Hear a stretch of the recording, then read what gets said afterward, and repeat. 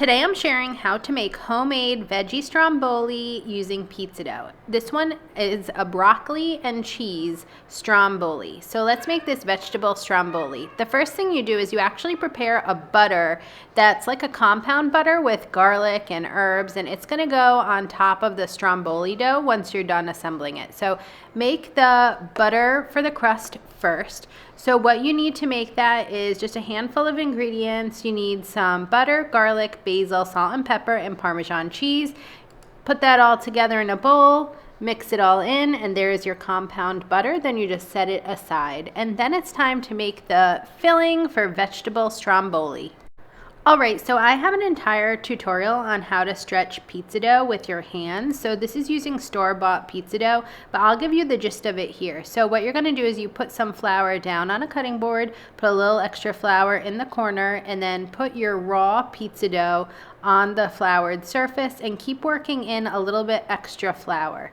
I think it's kind of easier for a vegetable stromboli like this to use a rolling pin at a certain point. You just want to put some flour on that as well to stretch it as far as you can without making holes. Then it's time to add the vegetable stromboli filling ingredients. So like I said, this veggie stromboli is made with broccoli and cheese, but there are a couple other things in there. So on goes the mozzarella cheese. You could also use a little provolone cheese. Then goes on cooked broccoli. You can make air fryer broccoli. There's a recipe for that at Sip Bite to Go, or you could just steam the broccoli.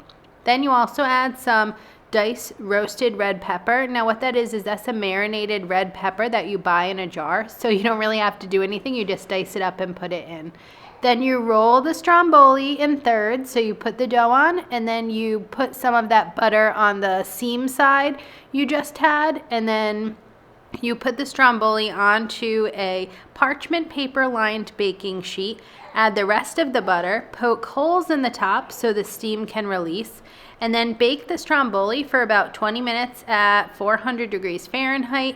It's cooked through when it's a beautiful golden brown like you see here. Look at that delicious herb crust. It's really delicious.